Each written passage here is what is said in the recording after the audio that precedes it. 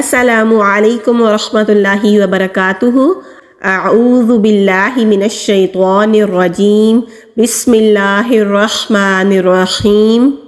لِإِيلَافِ، لام کے نیچے زیر ہے، زبر زیر اور پیش والے حروف کھینچے نہیں جاتے، جلدی پڑھے جاتے ہیں۔ یا ساکن سے پہلے زیر ہے تو یہ یائے مدہ ہے۔ یائے مدہ کو ایک الف کے برابر کھینچ کر پڑھتے ہیں۔ ایک الف کہتے ہیں جتنی دیر تک ہم اپنی کھلی ہوئی انگلی کو بند کرتے ہیں یا پھر بند انگلی کو کھولتے ہیں، اتنی دیر تک کھینچ کر پڑھنے کو ایک الف کہتے ہیں۔ لام کے اوپر کھڑی زبر ہے، کھڑی زبر کو بھی ایک الف کے برابر کھینچ کر پڑھتے ہیں۔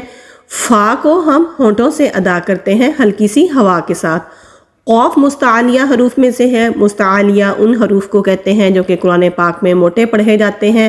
را کے اوپر زبر ہو تو را کو موٹا پڑھتے ہیں۔ یا ساکن سے پہلے زبر ہے تو یہ یائے لین ہے۔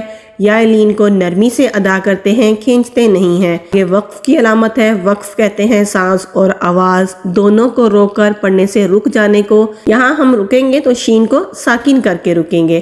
لِإِيلَافِ قُرَيْشٍ، لِإِيلَافِ قُرَيْشٍ إِيلَافِهِمْ۔ حمزہ کے نیچے کھڑی زیر ہے، الف خالی ہوتا ہے۔ الف کے اوپر یا نیچے کوئی حرکت ہو تو اس کو حمزہ کہتے ہیں۔ کھڑی زیر اور کھڑی زبر دونوں کو ایک الف کے برابر کھینچ کر پڑھیں گے۔ ہا حلق سے ادا کریں گے، جو سینے کی طرف ہمارا حلق ہے وہاں سے یہ ہا ادا ہوتا ہے۔ میم ساکن پر اظہار ہوگا، یعنی کہ میم کی آواز کو کلیئر ادا کریں گے۔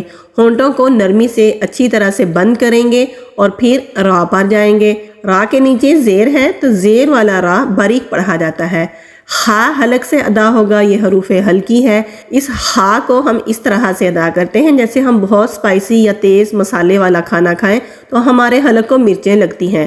اپنے حلق کو ٹھنڈا کرنے کے لیے جہاں سے جو آواز نکالتے ہیں وہاں سے ہی اور اسی طرح سے ہی یہ خا ادا ہوگا۔ لام کو کھینچنا نہیں ہے کیونکہ لام کے اوپر زبر ہے۔ تا کو شین کے ساتھ مضبوطی سے ملانا ہے کیونکہ شین کے اوپر تشدید ہے۔ تشدید والا حرف ذرا مضبوطی کے ساتھ اور رک کر پڑھا جاتا ہے۔ حمزہ کے اوپر مد ہے، اس مد کو بڑی مد کہتے ہیں۔ بڑی مد کے بعد حمزہ اسی کلمے میں ہے تو یہ مد متصل ہے۔ مد متصل کو 3 سے 4 الف کے برابر کھینچتے ہیں۔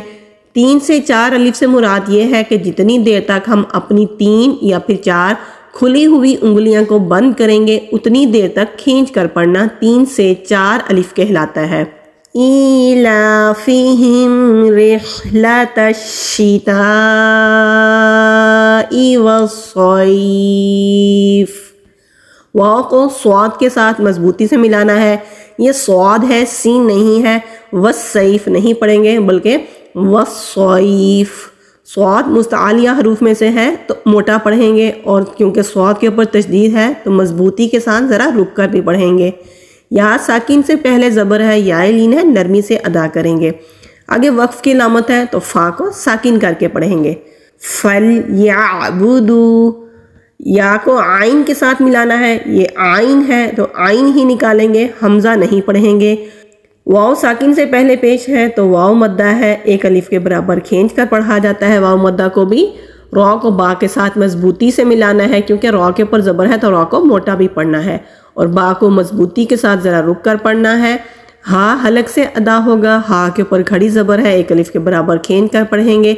ذال کو نرمی کے ساتھ لام سے ملانا ہے۔ ذال کو جب ہم ادا کرتے ہیں تو زبان کی ٹپ اوپر والے سامنے کے جو 2 دانت ہیں وہاں پر نرمی کے ساتھ ٹچ کریں گے تو ذال ادا ہوگا۔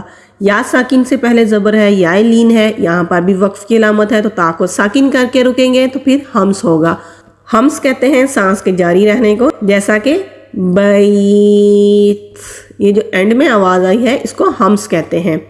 فَلْيَعْبُدُوا رَبَّ هَذَا الْبَيْتِ الَّذِي۔ اب یہاں پر دیکھیے لام کے اوپر تشدید ہے، اوپر زبر ہے۔ اب ہمیں کیسے پتہ چلے گا کہ یہاں پر لام سے پہلے ہم کون سی حرکت لگائیں گے کہ لام کو ادا کریں گے؟ یہ قرآن پاک کا رول ہے، حمزۃ الوصل اس کو کہتے ہیں۔ جب بھی قرآن پاک میں لام آئے اور اس سے پہلے خالی الف ہو تو ہم یہی شو کریں گے کہ جیسے الف کے اوپر زبر ہے، تو تو اس کو حمزۃ الوصل کہتے ہیں۔ لام سے پہلے ہمیشہ زبر لگا کر لام کو مضبوطی کے ساتھ پڑھیں گے، غال کو نرمی سے ادا کریں گے، اور یا کے اوپر مد ہے، آگے حمزہ دوسرے کلمے کے شروع میں آ رہا ہے تو یہ مد منفصل ہے۔ مد منفصل کو بھی 3 سے 4 الف کے برابر کھینچ کر پڑھتے ہیں۔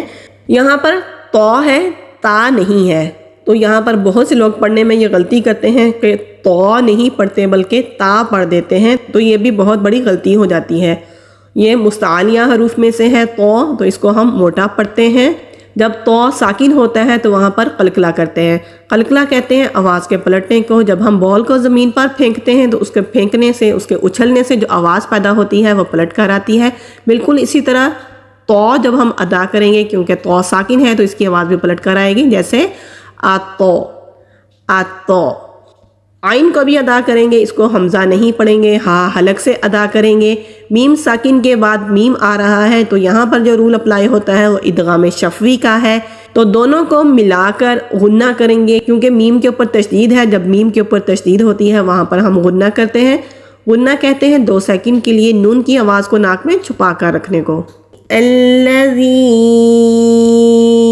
اطعمہم من جوع، نون ساکن کے بعد جیم آ رہا ہے، یہاں پر اخفا کریں گے۔ اخفا کہتے ہیں 2 سیکنڈ کے لیے آواز کو ناک میں چھپا کر رکھنے کو۔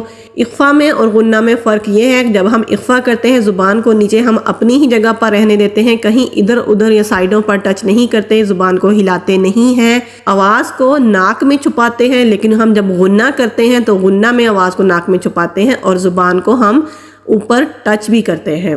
واو ساکن سے پہلے پیش ہے تو واو مدہ ہے، 1 الف کے برابر کھینچ کر پڑھیں گے۔ عین کے نیچے تنوین ہے، اس کو عین پڑھنا ہے، حمزہ نہیں پڑھنا۔ تنوین کے بعد واو آ رہا ہے تو یہاں پر بھی ادغام ہوگا غنہ کے ساتھ۔ ادغام کہتے ہیں ملا کر پڑھنے کو، اور غنہ وہی 2 سیکنڈ کے لیے آواز کو ناک میں رکھنے کو۔ یہاں لام الف لا آیت کے درمیان میں آ رہا ہے، لا کا مطلب ہوتا ہے نہیں، تو جب یہ درمیان میں آیت کی آتا ہے تو یہاں پر رکتے نہیں ہیں۔ یہ جو 5 لکھا ہوا ہے اس کا مطلب ہے یہاں پر ٹھہرنا ضروری نہیں ہے، تو ہم یہاں پر ٹھہریں گے نہیں۔ جوعٍ وآمنہم، حمزہ کے اوپر کھڑی زبر ہے، 1 الف کے برابر کھینچ کر پڑھیں گے۔ ہا حلق سے میم ساکن کے بعد پھر میم آ رہا ہے، یہاں بھی ادغام شفوی کا رول ہے، ادغام کریں گے غنہ کے ساتھ۔ یہاں نون ساکن کے بعد خا آ رہا ہے تو خا حروف ہلکی ہے، حلق سے ادا ہوتا ہے۔ جب نون ساکن کے بعد خا آتا ہے تو وہاں پر کوئی بھی رول اپلائی نہیں ہوتا، نون ساکن کی آواز کو کلیئر ادا کرتے ہیں۔ واو ساکن سے پہلے زبر ہے تو واو لین ہے، کھینچنا نہیں ہے۔ فا کے نیچے تنوین ہے، آگے وقف کی علامت ہے، رکیں گے تو فا کو ساکن کر کے رکیں گے۔ الذی اطعمہم من جوع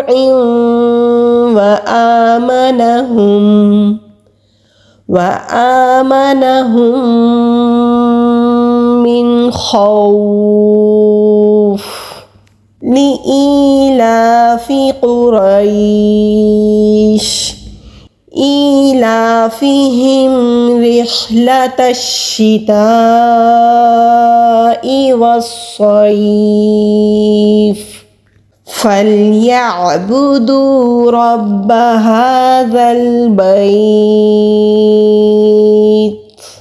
الَّذِي أَطْعَمَهُم مِّن جُوعٍ وآمنهم من خوف۔